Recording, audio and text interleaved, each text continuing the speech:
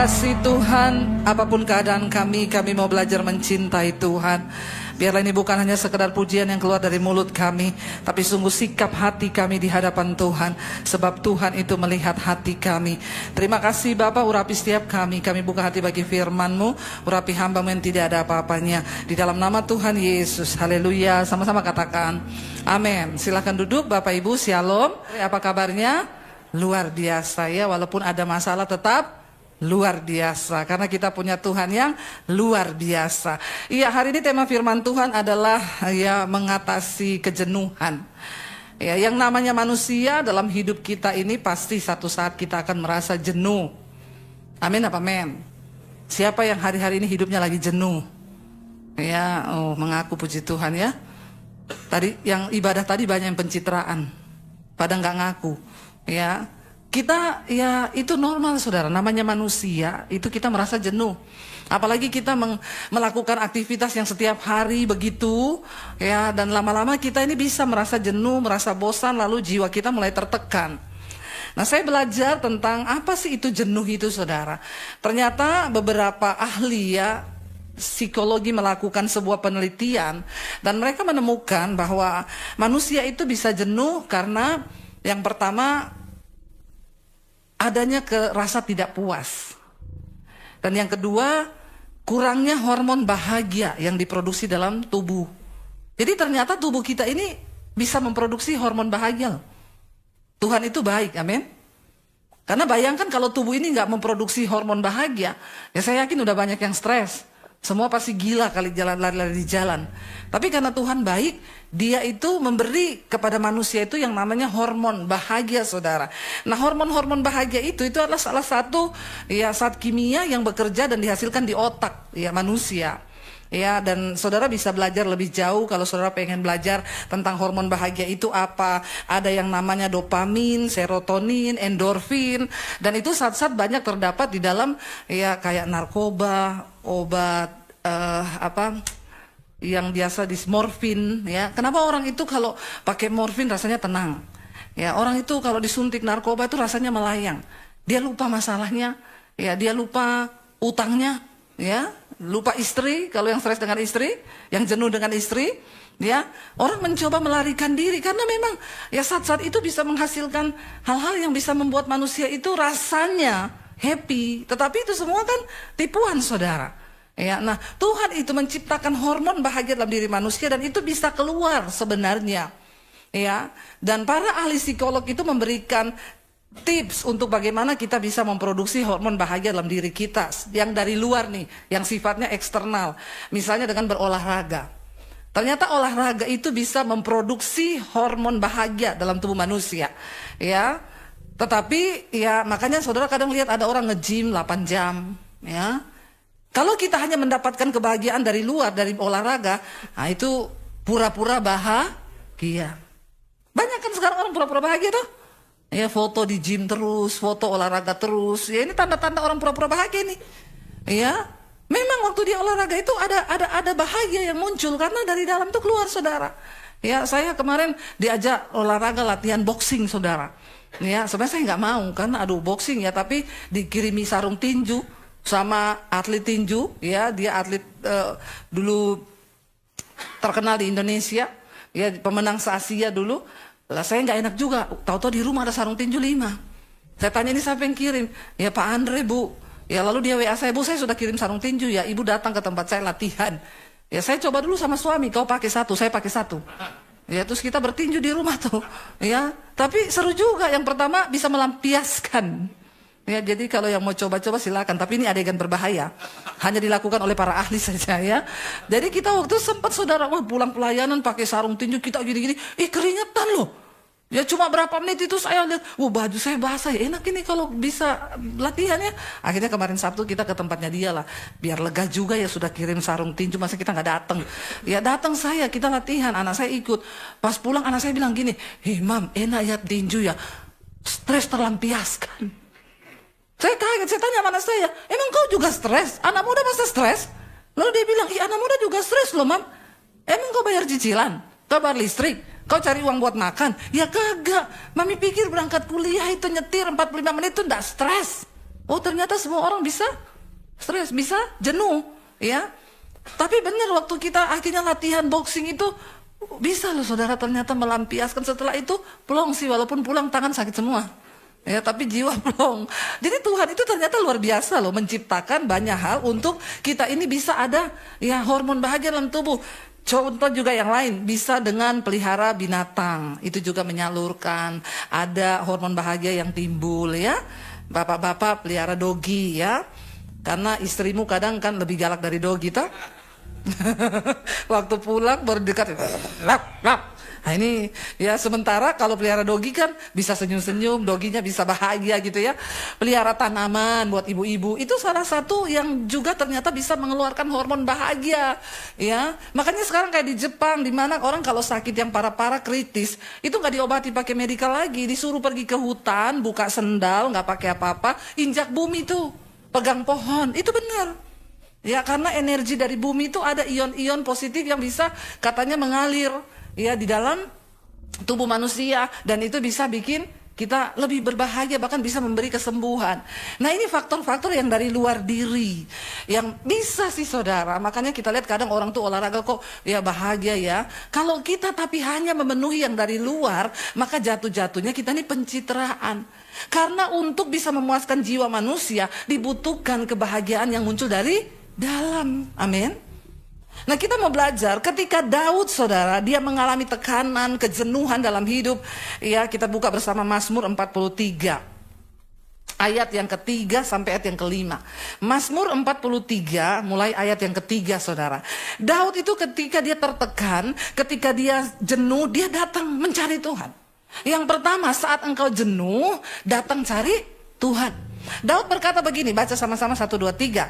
Suruhlah terangmu dan kesetiaanmu datang, supaya aku dituntun dan dibawa ke gunungmu yang kudus dan ke tempat kediamanmu.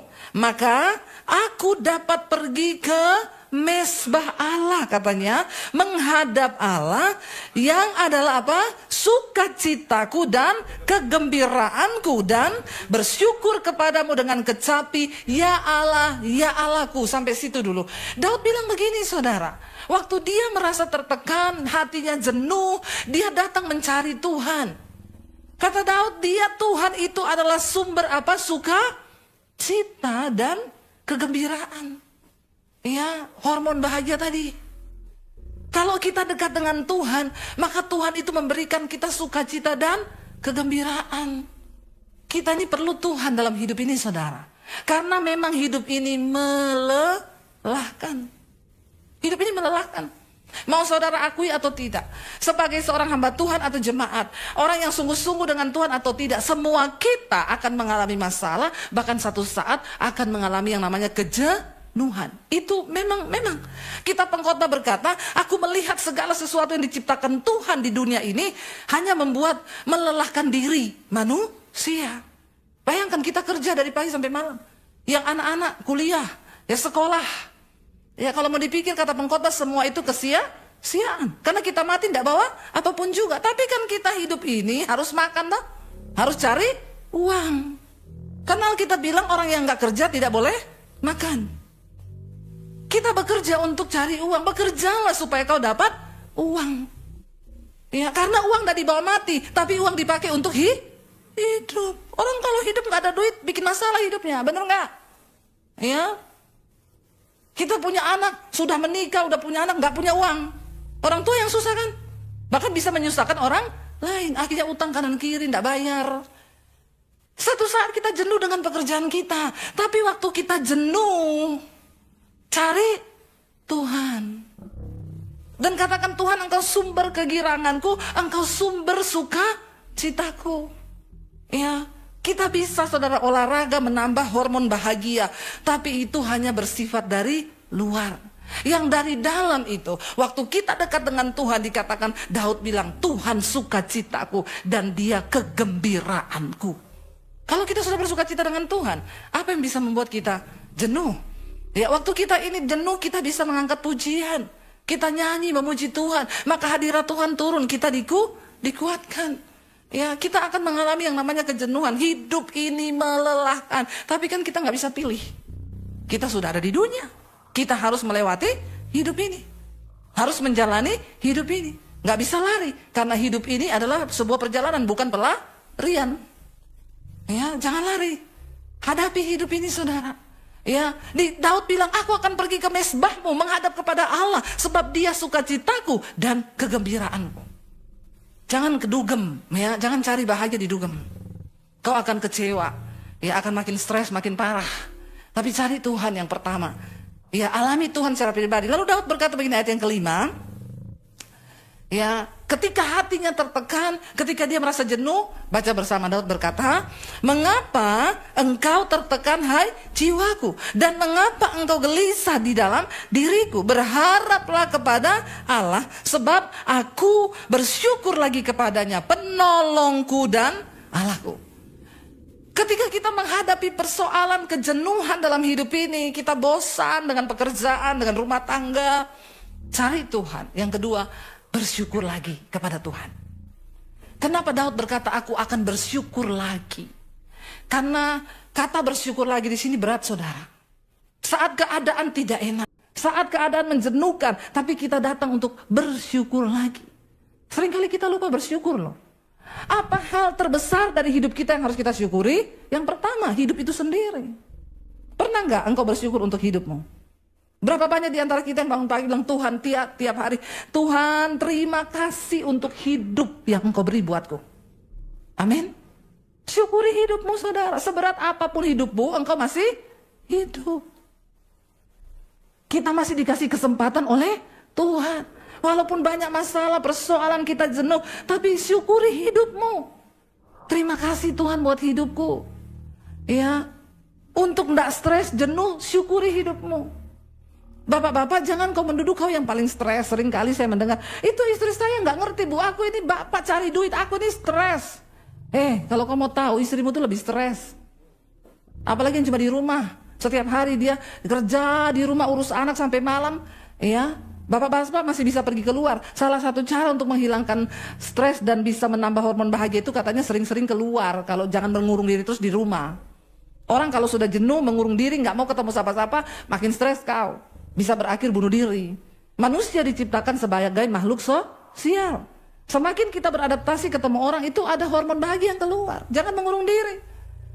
Ya, jadi bapak-bapak jangan kau pikir cuma kau yang stres. Istri itu lebih stres. Ya, makanya sering-seringlah ajak istrimu pergi ke luar. Saya ini dulu ibu rumah tangga, bener-bener murni ibu rumah tangga loh. Suami saya pergi kerja di gereja. Saya di rumah, dari pagi sampai malam urus anak itu. Anak 3, dari cuci, nyuci, nyetrika, masak, ngepel, nyapu. Ya, kadang suami saya pulang, mau pergi, saya tanya mau kemana saya? Mau isi bensin, ikut. Cuma ke pom, saudara. Ikut saya. Ya, ganti daster cepet-cepet, ganti naik di motor. Seneng, cuma lihat pom bensin. Bahagia itu, saudara. Nah, padahal cuma lihat pom bensin itu. Karena sudah sumpah seharian cuma lihat kompor, wajan, lihat cucian, lihat setrika. Ya, jadi kalau dia ikut ya saya, ayo.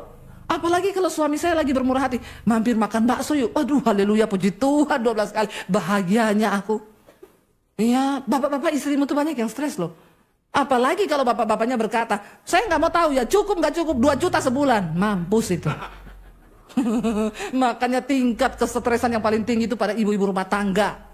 Ya, dia harus mencukupkan diri dengan apa yang apalagi kalau suaminya pelit. Nah, ini saudara. Jadi, ayo kita usahakan, karena kebahagiaan itu bukan sesuatu yang datang dari luar, tetapi dalam diri kita yang ciptakan. Amin. Ya, syukuri istrimu. Tuhan, terima kasih buat istriku, walaupun dia cerewet. Tapi syukuri. Amin. Karena cerewetnya istri-istri itu ada baiknya buat suami. Pokoknya istri benar terus. Ya, biar dia cerewet tapi itu untuk kebaikan suami. Ya, tapi kalau bapak-bapak pelit itu bukan untuk kebaikan istri itu. Ya, karena jeleknya istri itu pasti untuk kebaikan suami. Ibu-ibu, syukuri suamimu. Tuhan, aku bersyukur buat suamiku sekalipun dia pelit. Amin, ibu-ibu. Ya, belajar, enggak ada ibu-ibu yang amin loh. Tadi bapak-bapak pada amin saya suruh. Begitu ibu-ibu ini tidak ada yang amin. Ibu-ibu ini kepala batu juga ya. Bertobat ibu-ibu ya. Doakan suamimu. Tuhan, terima kasih buat suamiku ini walaupun pelit tapi aku bersyukur. Amin. Ya, ada ibu-ibu ngomong sama saya, Bu, saya mau bunuh itu anjingnya suamiku. Kenapa kau mau bunuh? Saya mau kasih racun. Kenapa? Itu suamiku lebih sayang sama anjing daripada sama saya. Tiap kali pulang kerja, nggak masuk rumah, belok kiri ke kandang dogi, mainan sama dogi setengah jam baru masuk rumah. Saya bilang ada yang salah loh, Bu. Daripada kau bunuh itu dogi, kau berdosa. Lebih baik kau belajar dari dogi itu. Kenapa suamimu kalau pulang kerja langsung ke kandang dogi? Saya ini punya dogi. Saya kalau pulang dari luar kota, saya belum masuk rumah, itu dogi saya di dalam udah kangen sama saya. Begitu saya masuk, dia peluk, dia cium, wah dia muter-muter seneng. Saya bilang, coba ibu begitu. Kalau suami pulang, ciumi, peluk suamimu. Berlakulah seperti dogi itu. Ya, sebelum dia belok kanan, ibu cegat dulu di depan pintu pagar tuh.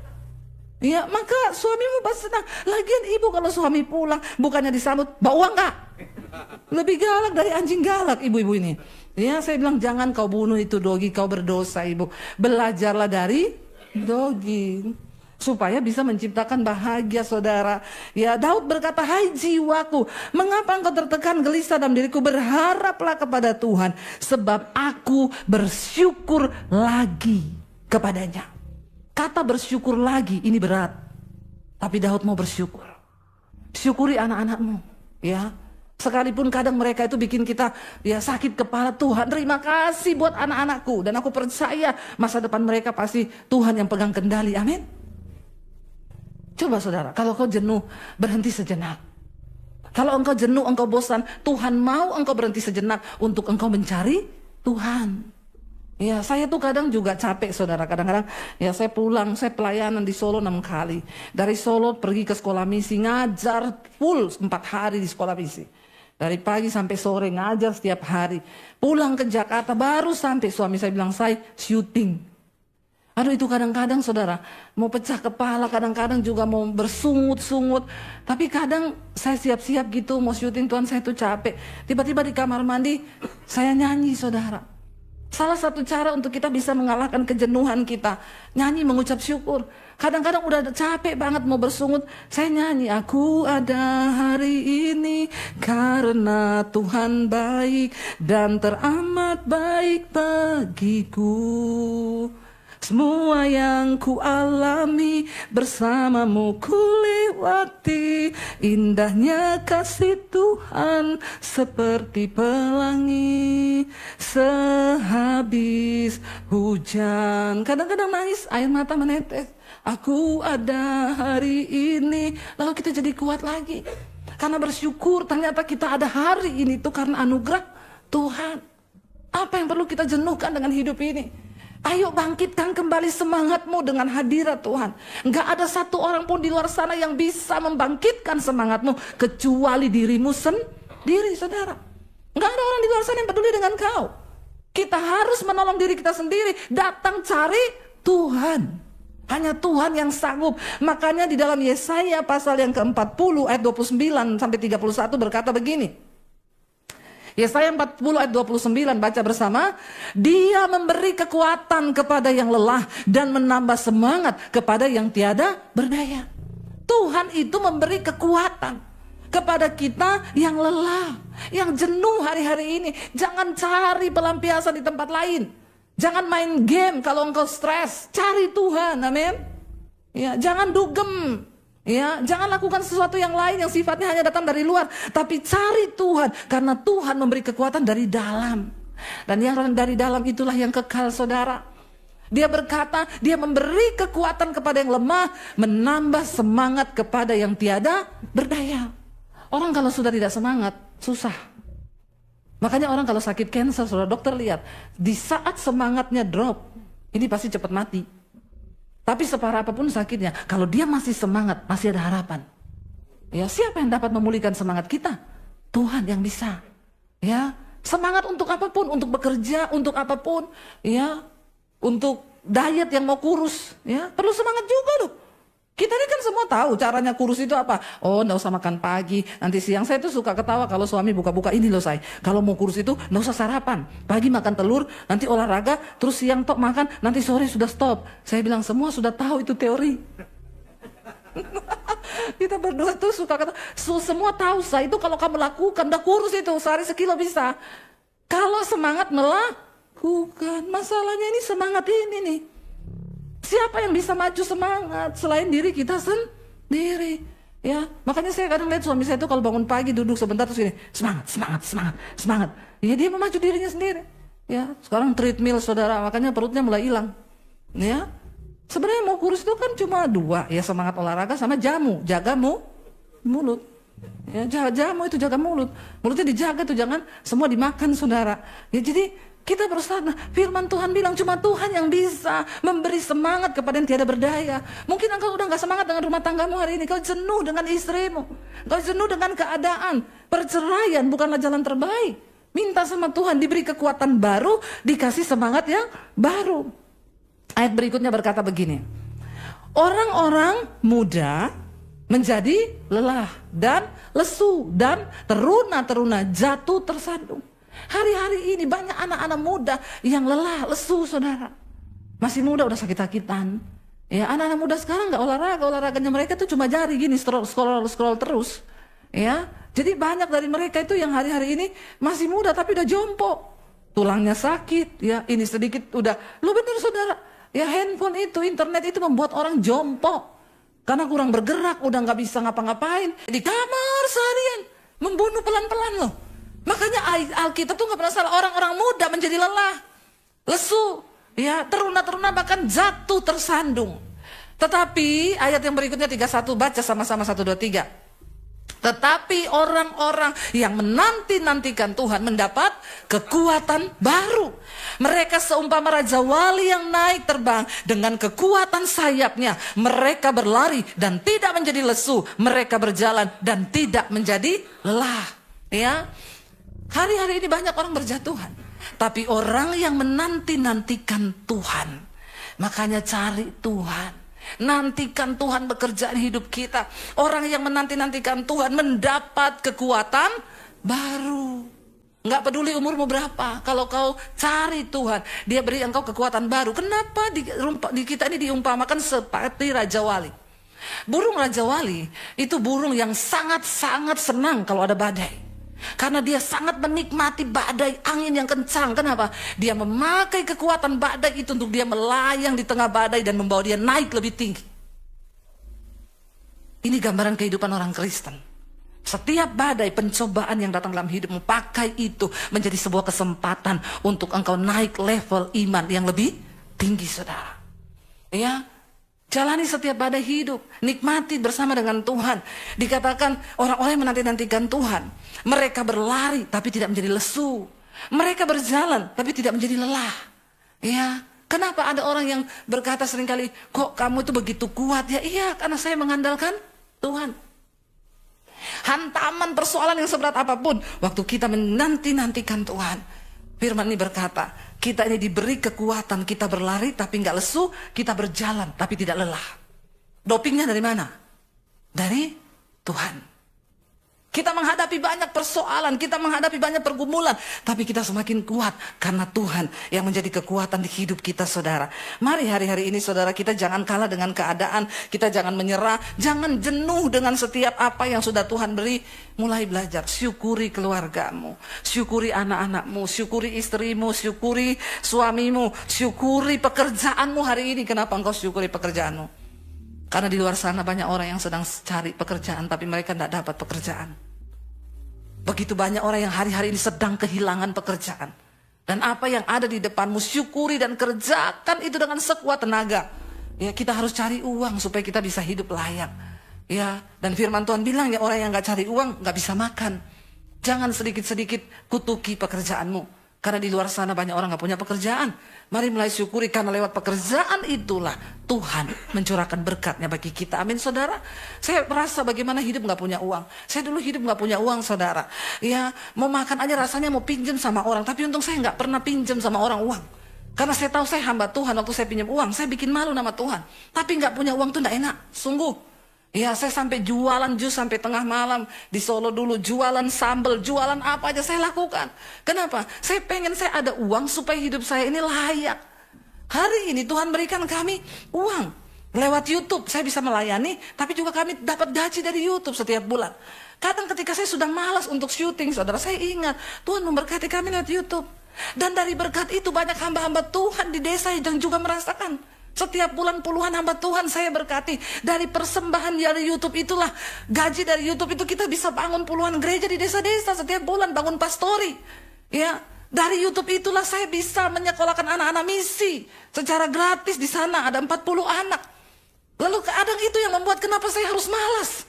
Kalau lewat kerajinan saya, ada orang-orang yang diberkati. Kenapa saya harus malas? Ingat, satu saat ketika kita mati nanti, Tuhan akan memintai pertanggungjawaban dari hidup kita. Selama engkau hidup, jam-jam hidupmu kau pakai buat apa? Apakah engkau pakai untuk menikmatinya demi keinginan dan kesenangan dirimu sendiri? Atau engkau mau berkorban? Ya, untuk orang lain, untuk suami, untuk istri, untuk anak-anak waktumu. Ya, atau untuk orang-orang di luar sana. Memang walaupun itu berat, seringkali kita jenuh. Tapi waktu kau ingat, hidupmu bisa menjadi berkat bagi banyak orang. Itu sesuatu yang mulia, saudara, amin. Karena hidup ini bukan hanya tentang kita. Hidup ini bukan hanya mencapai apa yang kita mau. Tapi hidup ini harus kita hidupi untuk mencapai apa yang Tuhan mau. Dan maunya Tuhan, kita harus menjadi berkat dan kepanjangan tangan Tuhan bagi orang lain. Ya, sehingga satu saat ketika kita dipanggil, oh haleluya. Ini haleluya ya, turun. Jadi ketika satu saat kita dipanggil menghadap Tuhan, ya, kita itu tidak menjadi orang yang egois, kita nggak jadi orang yang cuma berkata, aku jenuh Tuhan dengan hidupku. Makanya aku nggak bikin apa-apa, aku malas Tuhan kerja, aku malas Tuhan gini, atau aku pakai hidupku untuk tiap hari aku menikmati hidupku. Hello, kau jangan egois loh. Karena hidup ini bukan milikmu, tapi hidup ini milik Tuhan.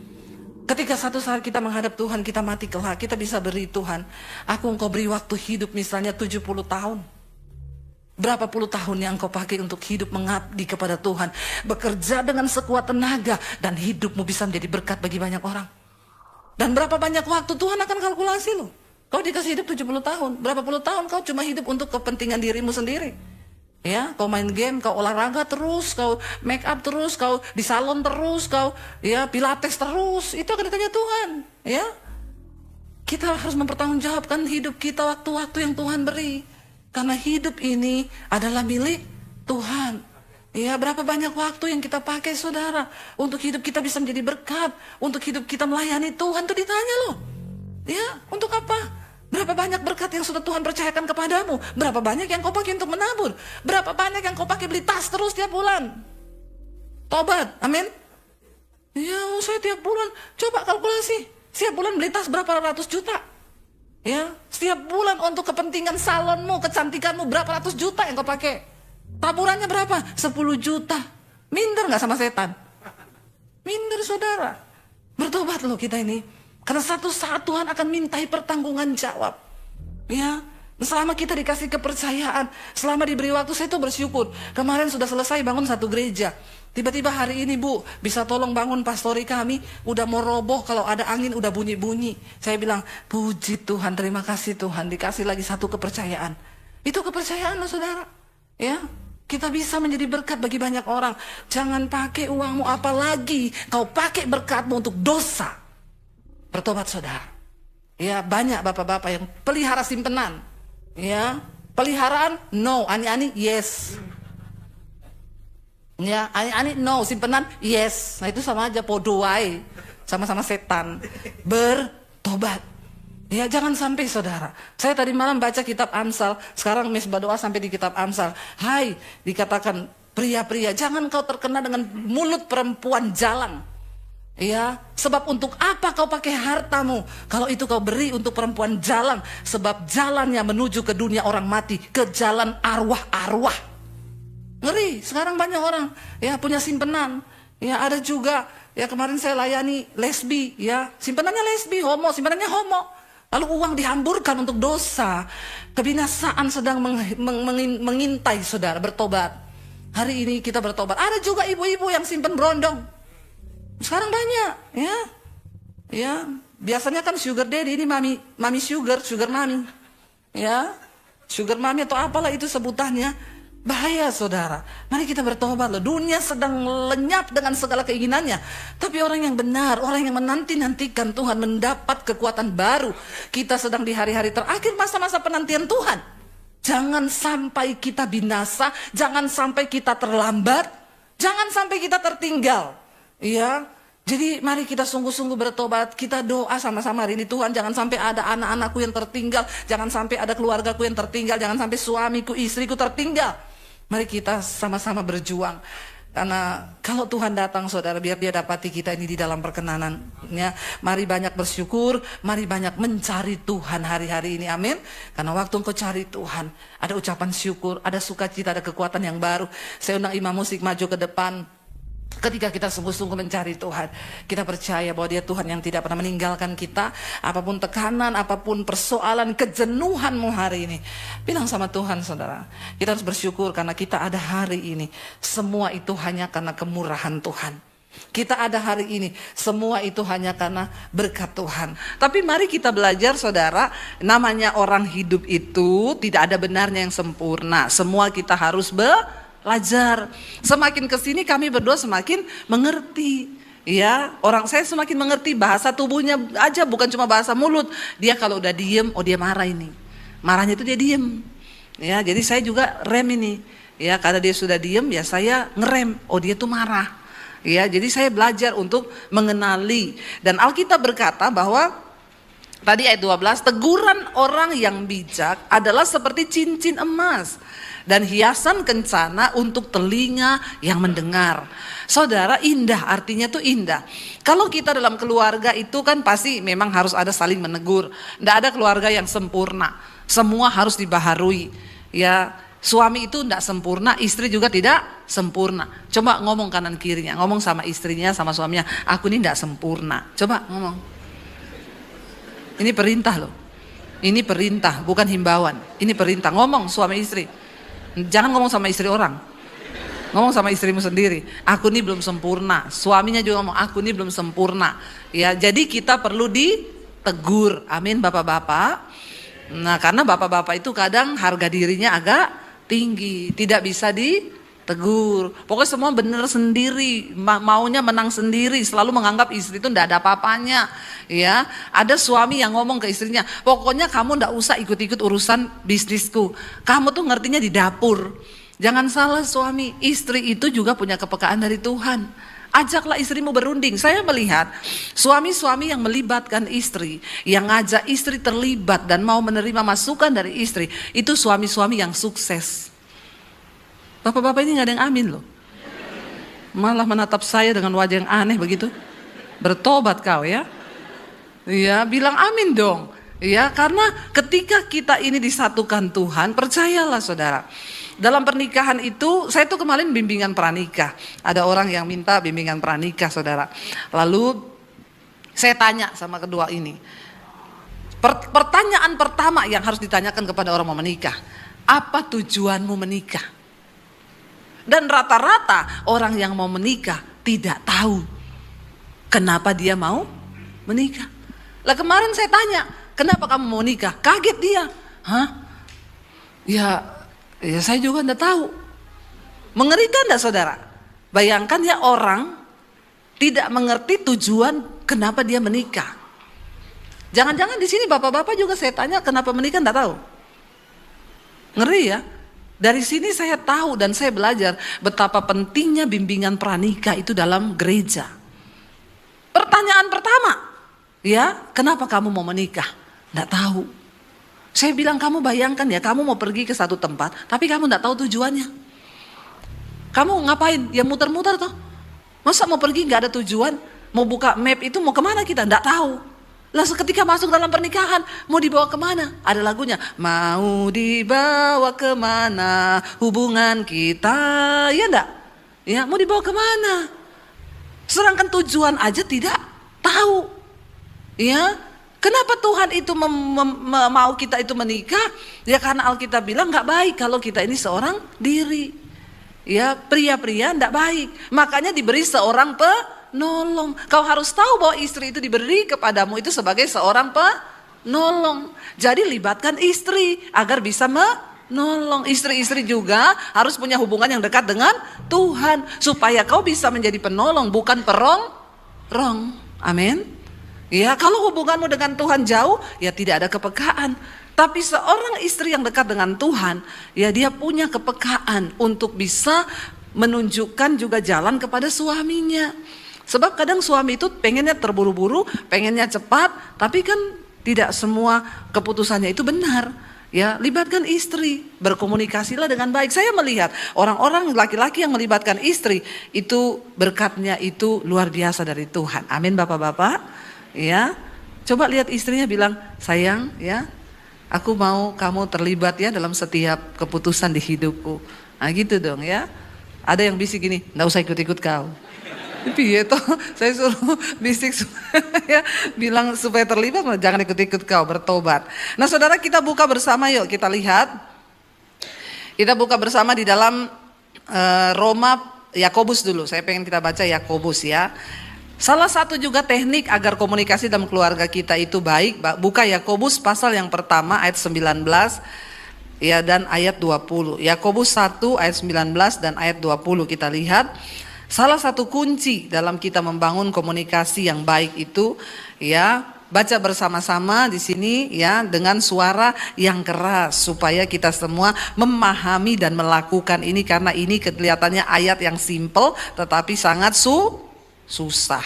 Yuk kita baca bersama. Firman Tuhan ini berkata, "Hai saudara-saudara yang kukasihi, ingatlah hal ini. Setiap orang hendaklah cepat untuk mendengar, tetapi lambat untuk berkata-kata, dan juga lambat untuk marah." Ya, kenapa ayat yang berikutnya? Sebab amarah manusia tidak mengerjakan kebenaran di hadapan Allah.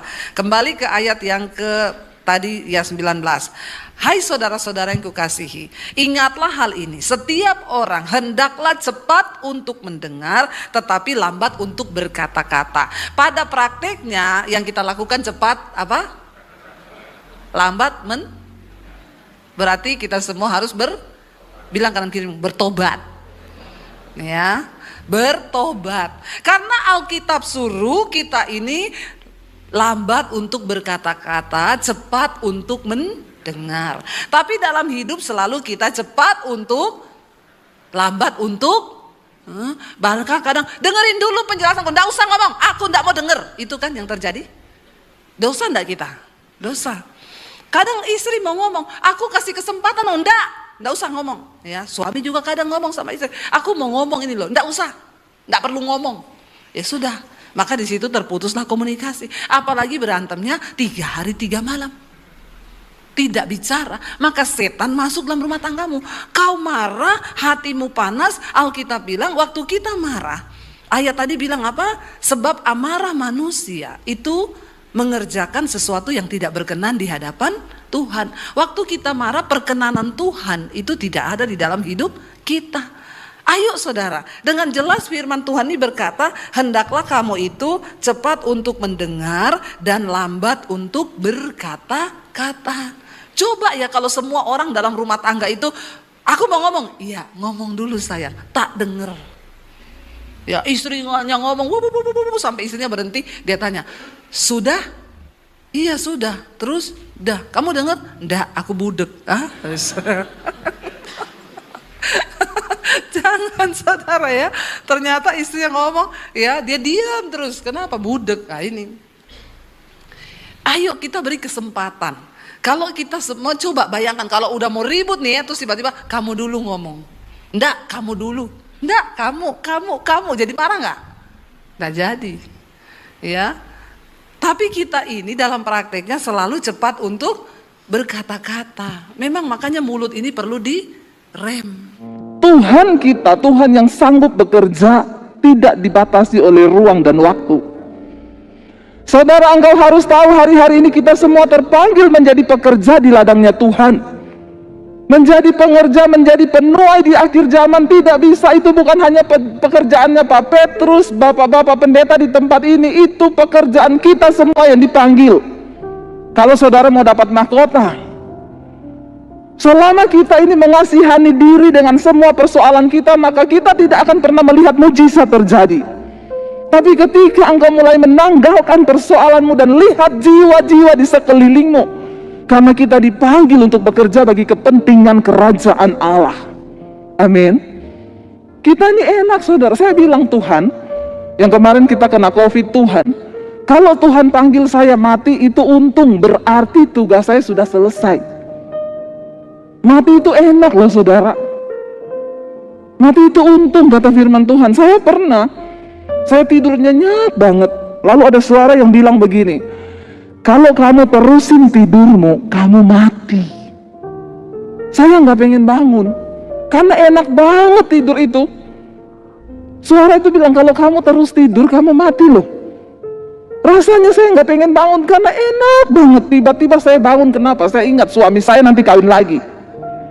Bangun saya.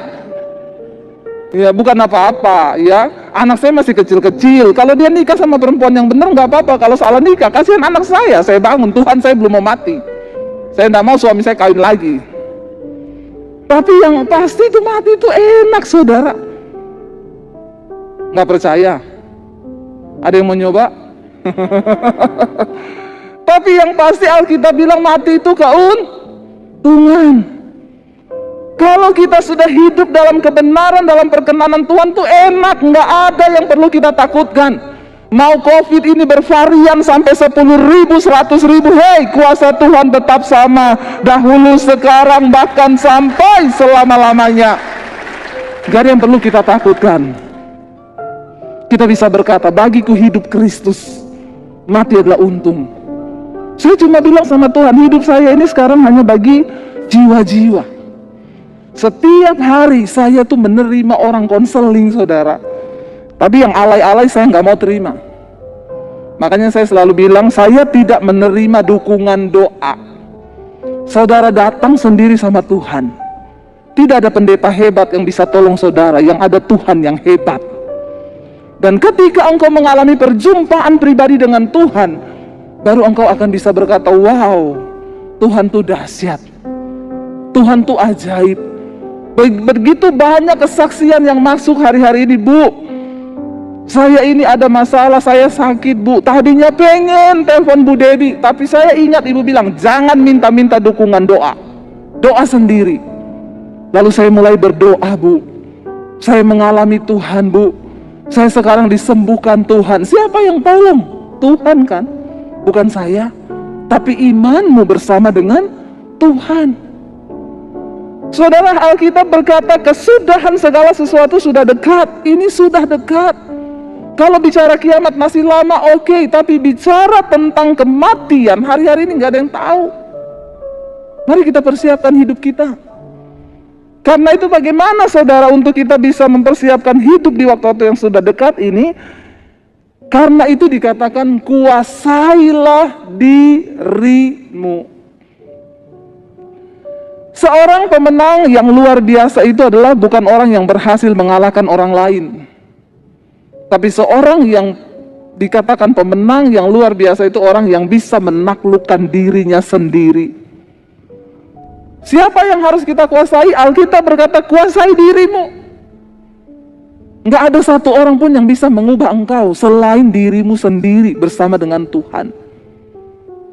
Saya dulu ketika saya belum mengenal Tuhan Yesus, saya hidup dengan semua kemauan saya lakukan apa yang saya mau karena saya pikir itu adalah sebuah keuntungan, sebuah kebahagiaan bagi saya. Tapi saya semakin terjebak, jatuh makin dalam, terperosok. Pada akhirnya saya mau bunuh diri. Hidup saya hancur. Setan datang tuduh, hidupmu sudah hancur, mati aja, bunuh diri aja. Tapi saat itu Tuhan datang dan Dia mengasihi saya. Alkitab berkata, karena begitu besar kasih Kristus akan dunia ini, Dia selamatkan kita bukan karena perbuatan baik saudara dan saya. Tuhan datang kepada saya tahun 95. Ya, waktu itu teman-teman saya bilang, gak usah bete, nikmati aja dunia. Hidup ini kan singkat, nikmati dunia. Alkitab berkata yang ada dalam dunia ini hanya 3 hal, keinginan daging, keinginan mata, dan keangkuhan hidup. Dan itu bukan berasal dari Bapa, tapi dari setan. Apa yang ada di dunia ini cuma 3, keinginan daging, keinginan mata, keangkuhan hidup, kesombongan. Cuma 3 ini yang ada di dunia, kata firman Tuhan. Dan semua yang ada di dunia ini bukan berasal dari Bapa, tapi berasal dari iblis. 3 hal ini. Barang siapa hidup mengikuti dunia ini, dia akan binasa. Saya dulu mengikuti dunia, keinginan daging. Apa itu keinginan daging? Percabulan, kenajisan, hawa nafsu, nafsu jahat, iri hati, kebencian. Itu semua ada di dalam diri kita. Semua kita punya daging. Tapi Tuhan berkata, Alkitab berkata, matikanlah. Kuasailah dirimu dari segala keinginan dagingmu. Hari ini, kalau masih ada di antara saudara yang masih hidup dalam percabulan, kenajisan, bertobat, tinggalkan. Tinggalkan saudara. Jangan ada alasan apapun. Soalnya istri saya itu, Bu, cerewetnya minta ampun. Selingkuhan saya manis, pendiam. Saya bilang itu masih masa promosi, masih iklan. Kalau sudah selesai masa promosinya, lebih cerewet dari istrimu. Ya, saudara, demikian juga ibu-ibu. Sekarang ini luar biasa saudara. Ada ibu-ibu di Jakarta konseling sama saya, Bu, saya selingkuh. Suami ibu tahu? Enggak. Udah berapa lama? 7 tahun. Pinter banget ibu menyembunyikan dosa itu. 7 tahun suami nggak tahu. Kok bisa, Bu? Iya, Bu, soalnya selingkuhan saya namanya Ani. Saudara mengerti? Mereka menjadi pasangan lesbi. Ini ngeri akhir zaman ini.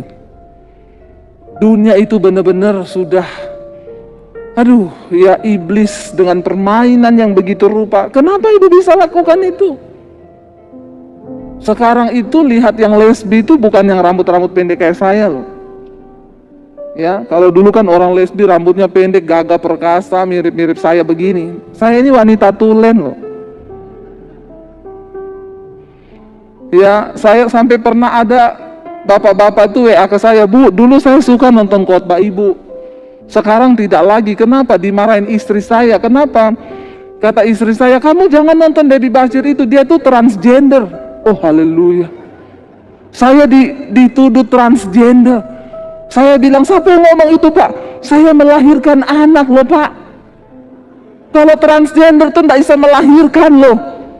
Bapak ini dapat isu dari mana saya transgender? Jangan dikembangkan, saya tuntut loh Bapak di pengadilan loh. Saya asli perempuan loh, Pak. Dia ternyata saudara, dia bilang, saya pernah lihat di YouTube. Jadi suami saya itu bikin YouTube. Saya pernah wawancara seorang transgender.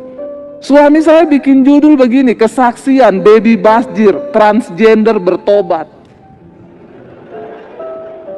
Ya dia tidak salah saudara, yang salah suami saya itu. Tidak ada komanya, tulisannya Debbie Bashir, transgender bertobat.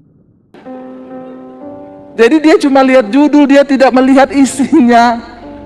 Istrinya bilang, nih baca nih judulnya, jangan dilihat. Oh haleluya. Ya, jadi kalau saudara mendengar di luar ada desas-desus saya transgender, ya tolong diklarifikasi. Saya ini wanita tulen. Ya, saya melahirkan anak. Saudara, saya ketemu beberapa orang konseling yang lesbi. Itu bukan rambut-rambut pendek loh. Rambutnya panjang, bener-bener wanita. Tapi jadi pasangan lesbi. Coba dunia sedang terjadi apa hari-hari ini? Kita harus tahu bahwa ada penghukuman, ada penghakiman yang akan Tuhan lakukan ketika orang hidup. Ini perkara serius. Tolong bapak-bapak dan ibu-ibu perhatikan anak-anakmu. Ya, anak-anak muda sekarang banyak yang berperilaku aneh. Kenapa? Karena di dalam rumah tangga mereka tidak mendapat kasih sayang. Bagaimana nggak mereka memberontak dan mencari jati diri lain? Orang tua berantem terus tiap hari. Ada di sini yang tiap hari berantem? Tidak ada. Semuanya luar biasa. Harusnya, amin. Berantem saya sama suami itu punya komitmen. Berantem 5 menit cukup. Susah nggak? Pertama kali susah. Tapi ketika kami mau komitmen melakukan firman, tidak susah. Sekarang kami malah nggak pernah berantem ya saya. Iya nggak saya? Ya, benar saudara. Ya jangan orang yang menguasai diri. Makanya saya suka bilang juga nih, kadang orang di gereja itu hebat saudara. Kalau bahasa roh tinggi, wah hebat di gereja. Di rumah kalau berantem juga bahasanya tinggi. Mending kalau saudara berantem pakai bahasa roh. Bener, itu bahasa roh dipakai waktu mau berantem. Jadi memang kamu tuh dasar. Lah itu kan sekalian kita usir setan, bener nggak? Saya serius ini, saya tidak bercanda loh ini. Karena ada begitu banyak orang hebat di gereja waktu nyanyi puji-pujian, wah. Kekristenanmu itu nggak dinilai ketika engkau duduk di bangku gereja ini. Ini semua lagi kudus semua ini, nggak ada yang merokok, nggak ada yang mabok, nggak ada yang berantem. Tapi ketika engkau keluar dari gedung gereja ini, disitulah baru dilihat kekristenan yang sesungguhnya.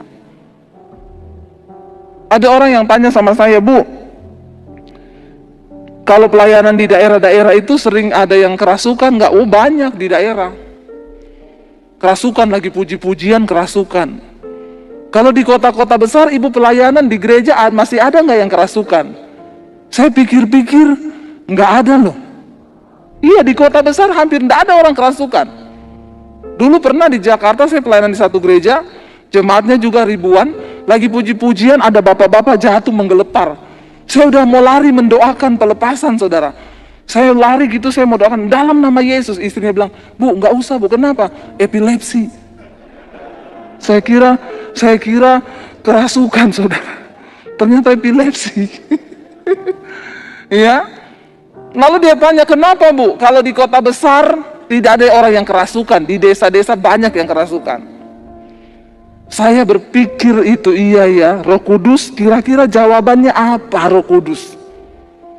Roh Kudus kasih saya hikmat. Kalau di kota besar itu setan sudah tidak bekerja, cuma kontrol. Saudara ngerti? Di gereja begini setan udah gak kerja, dia cuma kontrol. Lancar Joy, lancar bro. Lanjutkan. Jemaat banyak, sip. Penuh, oke. Biarin mereka rajin ke gereja ibadah. Yang penting hidupnya gak berubah. Kita gak usah buang tenaga gangguin mereka. Kenapa? Dagingnya aja udah gede. Daging sama setan tuh gak ada hubungan. Ini daging. Percabulan, kenajisan, hawa nafsu, nafsu jahat, iri hati, kebencian, dendam, amarah, pertikaian, perselisihan, itu daging. Jangan engkau tengking, setan ketawa. Ini perbuatan daging. Setan itu cuma menunggangi aja. Makanya ada orang selingkuh, saya bilang, kamu kenapa selingkuh? Udah punya istri, punya suami, kenapa masih selingkuh? Gara-gara setan, Bu. Setan protes loh. Kata setan, enak di lu, sial di gua. Bener-bener setan bilang sudah tidak ada tempat aman di dunia ini. Manusia lebih setan dari setan.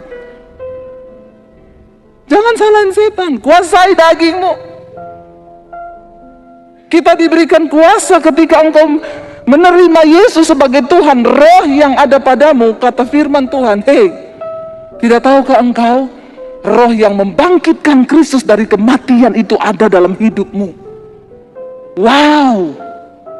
Kalau roh itu yang membangkitkan Kristus dari kematian ada di dalam diri kita, apa yang dia tidak sanggup lakukan bersama dengan kita, saudara? Persoalannya engkau mau nggak bertobat? Engkau mau nggak diubahkan? Ada niat nggak dari kita yang kita tahu hari ini apa yang belum beres? Kita datang sama Tuhan dan bilang, Tuhan ubahkan aku. Aku suka marah-marah Tuhan. Aku mau berlatih supaya aku jadi orang yang nggak marah-marah Tuhan. Aku suka selingkuh Tuhan. Ya kalau tahunya, kalau saudara tahu saudara jatuhnya di situ, ya hindarilah daerah itu. Jangan main Facebook, jangan main Instagram kalau nggak kuat-kuat iman. Apalagi kumpul-kumpul reuni. Kalau reuni yang nggak ada artinya, nggak usah, karena banyak perselingkuhan terjadi sekarang karena kumpul-kumpul. Akhirnya terjadilah hal-hal yang diinginkan. Ada oma-oma di Jakarta telepon saya, Bu, saya mau konseling, Bu. Saya ketemu di satu persekutuan. Saya bilang, sekarang aja oma, saya ada waktu. Enggak, nanti aja Bu Debbie pulang, saya minta nomor HP. Saya bilang, saya ada waktu Bu, oma 5 menit cukup, oma ngomong aja sekarang. Enggak, saya enggak tega Bu. Orang konseling kok enggak tegai, kenapa ya? Saya kasih nomor HP saya, begitu pulang dia telepon, Bu, saya oma yang tadi. Ibu doakan saya Ibu, saya dengar khotbah Ibu, Bu, saya mau mengaku Ibu, saya jatuh. Saya bilang, makanya oma kalau jalan hati-hati. Licin, apalagi masuk kamar mandi, hati-hati kepleset. Oma punya tulang itu sudah rawan, kalau jatuh bisa patah. Bukan itu Bu jatuhnya. Jatuhnya apa?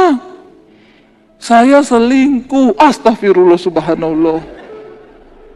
Oma umur berapa? 65 tahun. Tapi memang oma-oma sekarang itu kan eksis di dunia maya. Oma sekarang di TikTok Oma-oma umur 70 TikTokan. Sekarang lihat oma-oma bawaannya tongsis. Kemana-mana live. Hai. Akhir zaman memang. Memang akhir zaman saudara. Ya sampai ada oma-oma bikin TikTok. Kamu jangan ketawain oma kalau oma TikTokan. Oma pernah rasa muda seperti kamu, tapi kamu kan belum pernah rasa tua kayak oma. Lebih baik kamu berdoa supaya umurmu panjang bisa seperti oma. Ting ting ting ting oma TikTokan. Saya ketawa lihat itu TikTokan oma-oma begitu. Inilah sebabnya saya tanya oma selingkuh. Oma minum vitamin apa? Ini gara-gara mungkin masa pandemi ini orang minum vitamin terus, makanya jadi begini ini juga. Saya ketemu, jadi ceritanya begini Bu. Cucu saya itu bikinin saya Facebook. Terus sama cucu ditanya, Oma punya kenalan gak waktu sekolah dulu? Oh ada, siapa Oma? Yang disebutin nama mantan. Orang kalau ditanya teman dulu yang diingat siapa? Mantan. Di sini tidak boleh ingat-ingat mantan, amin. Berbahaya itu. Akhirnya oma sebut nama mantannya, sama cucunya dicari. Opanya ternyata gaul, punya Facebook juga. Lalu diajar sama cucunya, Oma, caranya chatting begini. Oma tiap hari chattingan sama mantannya. Saya merasa berdosa Bu Debbie. Ya sudah Bu, kan baru di Facebook. Sekarang Oma tutup itu Facebook. Daripada Oma tidak kuat iman, Oma itu harusnya jadi pendoa. Oma, kenapa Oma mainan Facebook terus selingkuh? Tapi nggak apa-apa lah, baru di Facebook. Itu Oma tinggal di mana? Di Kalimantan. Oma di Jakarta. Ya sudah, baru di Facebook Bu. Makanya saya mau ngaku. Kenapa? Bukan cuma di Facebook, kami sudah beberapa kali ketemu dan melakukan. Ngeri loh saudara. Saya bilang, Oma ikhtifar, ingat umur Oma. Ikhtifar Oma, astagfirullah, saya yang takut lihat Oma. Sebentar lagi di absen. Kalau udah mulai umur-umur kepala 6 ke atas tuh udah harus siap-siap loh. Dia bilang, makanya Bu, saya tuh Oma ketemunya di mana? Jadi kalau kangen dia terbang dari Kalimantan, booking hotel di kota. Oma datang ketemu di hotel. Padahal kami nggak ada niat loh Bu lakukan apa-apa, cuma ketemunya di hotel. Adanya bantal sama guling. Coba jangan aneh-aneh ya saudara ya. Beresin hidupmu ya saudara, ini sudah hari-hari terakhir. Kuasai dirimu di dalam segala hal. Jadilah tenang kata firman Tuhan. Saudara, orang itu tidak mungkin tenang kalau dia ada dosa. Dosa itu pencabut damai sejahtera nomor 1 dalam hidup manusia. Ayat ini berkata, Kesudahan segala sesuatu sudah dekat, karena itu kuasailah dirimu dan jadilah tenang. Firman Tuhan berkata, di mana ada kebenaran, di situ tumbuh damai sejahtera. Dan di dalam damai sejahtera itu ada ketenangan di dalam hati. Coba saudara praktekkan, kalau orang ada dosa, tidak mungkin hidupnya tenang. Dosa apapun, percabulan, perselingkuhan, kepahitan, yang pahit-pahit hati, saya mau bilang bertobat, lepaskan pengampunan. Bukan zamannya lagi kita pahit. Kita harus beres dengan diri kita sendiri, supaya kita bisa menjadi penuai di akhir zaman. Bagaimana Tuhan bisa pakai engkau kalau engkau belum beres dengan dirimu? Bereskan diri kita. Yang ada kepahitan dengan orang tua, dengan ipar, dengan kakak, dengan adik, beresin. Cukup. Jangan jadi orang Kristen-Kristenan. Tuhan panggil kita untuk hidup kita ini diubahkan, amin. Tinggalkan yang pahit-pahit. Orang itu kalau hidup pahit, saudara, ya, semua jadi pahit. Tidak akan dia bisa melihat sesuatu yang manis, karena memang dari akarnya sudah pahit. Bikin muka jadi tua. Biar saudara mau perawatan pakai skincare mahal, kalau hatimu penuh kepahitan dan iri, dengki, kebencian, tidak ada guna. Ya, saya sering bersaksikan, saya sering pakai contoh. Satu kali saya doakan orang, suruh datang ke rumahnya. Saya datang ke rumah ibu ini. Waktu saya datang, yang ketemu kakaknya. Dia bilang, saya tanya, ini rumahnya ibu ini? Ibu-ibu juga, saudara. Dia bilang, iya betul. Ada perlu apa? Saya mau datang diminta berdoa buat ibu itu. Dia bilang, situ siapa? Saya bilang, sini pendeta. Kan dia tanya situ siapa? Saya bilang, sini pendeta. Masuk, duduk. Saya duduk, saudara. Saya bilang, ibunya mana ya? Lagi mandi. Terus dia duduk nemenin saya. Jadi situ pendeta? Iya. Berarti situ punya kuasa dong. Maksudnya? Ya berarti kan situ bisa baca saya. Maksudnya gimana ya? Ya baca saya. Dalam hati saya kalau ada tulisannya saya baca. Lah nggak ada tulisan suruh baca apa? Tapi memang orang itu kalau pahit hati agak begini, saudara. Bener loh, engkau terus-terusin jadi gila loh. Saya bilang, maksudnya apa ya bu? Ya kan situ pendeta, bisa baca saya dong. Maksudnya saya nebak hidup ibu. Iya. Gampang banget kan? Saya ingat firman Tuhan bilang, seperti air mencerminkan wajah, demikianlah hati orang itu mencerminkan mukanya kan. Ya orang model kayak begini kan gak mungkin hatinya tuh manis, karena segala sesuatu itu meluap dari hati. Kalau hatinya busuk, yang keluar busuk. Kalau hatinya pahit, yang keluar pahit. Dia bilang, ya coba situ baca saya. Saya bilang, maaf ya bu, karena ibu yang minta ya. Tapi saya agak menjauh, saudara. Karena ini orang gila begini ini, saudara ya, sakit jiwa ini. Saya bilang, karena ibu minta, ya saya bilang, ya bu, kayaknya ibu banyak kepahitannya di hati ya. Ibu banyak disakiti dan dikecewakan oleh orang. Sambil saya berjaga-jaga, dua saja. Kalau dia dijamah Roh Kudus, dia nangis. Tapi kalau tidak, dia lempar pot bunga di kepala saya. Jadi kita hamba Tuhan itu juga harus berhikmat.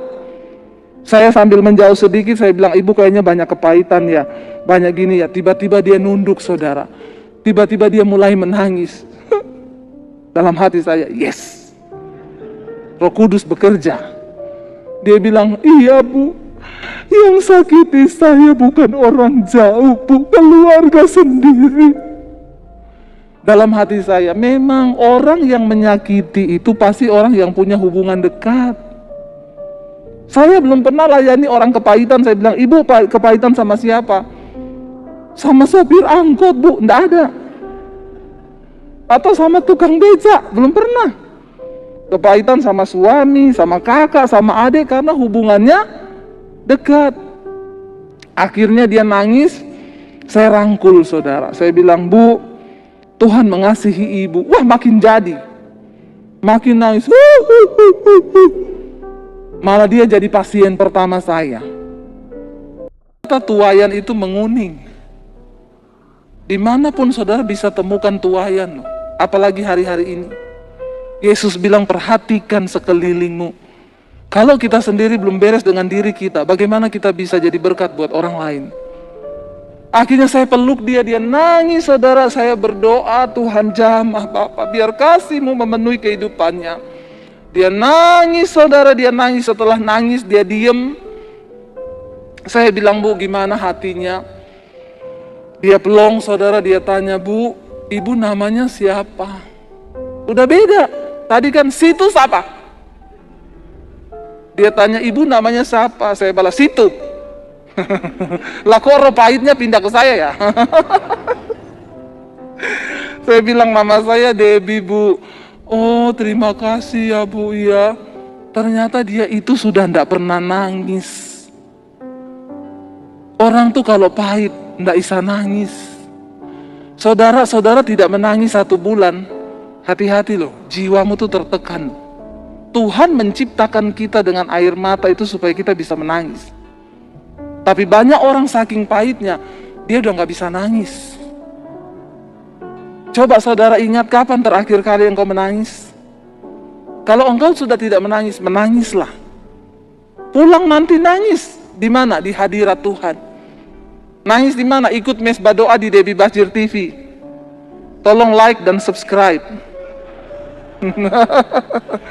Ya, benar saudara. Kita diberi Tuhan emosi, kita nangis. Ternyata dia sudah lama tidak nangis, makanya tertekan. Begitu sudah selesai nanya nama saya, oh Ibu Debbie, terima kasih ya Ibu. Ibu mau minum apa? Saya jawab, boleh nih kopi. Tapi kalau dia tanya saudara, minum apa? Jangan jawab kopi, keluar kopi pakai sianida. Maka matilah kau. Kenapa ada orang bikin kopi dikasih sianida? Karena ada hati yang terluka. Semua pembunuhan, semua sesuatu yang keras itu keluar dari hati yang terluka. Saudara lihat bangsa kita. Di atas bangsa ini ada begitu banyak orang yang terluka. Ini tugas apa? Tugas saudara dan saya. Tapi kita tidak akan pernah bisa menjadi penuai kalau kita belum beres dengan diri kita. Karena itu ayat ini berkata, kuasailah dirimu dan jadilah tenang. Jadi kalau kita baca ayat ini, jadilah tenang, siapa yang bisa menenangkan diri kita? Kita sendiri. Gak ada orang lain. Jadilah tenang. Waktu engkau takut, perkatakan kepada dirimu, jadilah tenang. Ketika Daud ada dalam pelarian, dia pergi ke Gua Adulam. Di sana yang ikut sama dia, saudara, ratusan orang-orang yang punya hutang dikejar-kejar debt collector. Orang-orang yang lagi punya masalah rumah tangga, orang-orang yang lagi dalam kesukaran yang besar ikut sama Daud, padahal Daud sendiri juga lagi dalam masalah besar, melarikan diri. Ketika keluarganya tahu Daud ada di gua itu, papa mamanya nyusul lagi datang sama Daud. Daud harus ngurusi dulu. Papa mama, kamu gak bisa ikut-ikut aku dalam pelarian gini, dititipilah papa mamanya dulu. Kalau Daud tidak berhasil menjadi orang yang menguasai dirinya, karena itu dia menulis di Mazmur, aku percaya Tuhanlah penolongku. Ini sebuah statement yang keluar dari orang yang sedang berusaha menguatkan dirinya sendiri.